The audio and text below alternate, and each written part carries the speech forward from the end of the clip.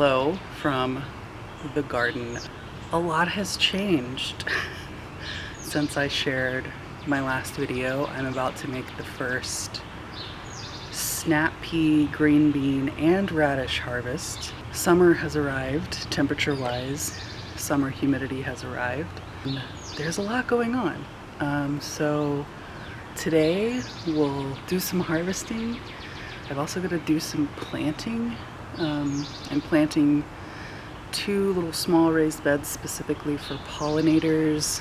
A mix of stuff I bought, a mix of stuff I started from seed, and yeah, let's get to it.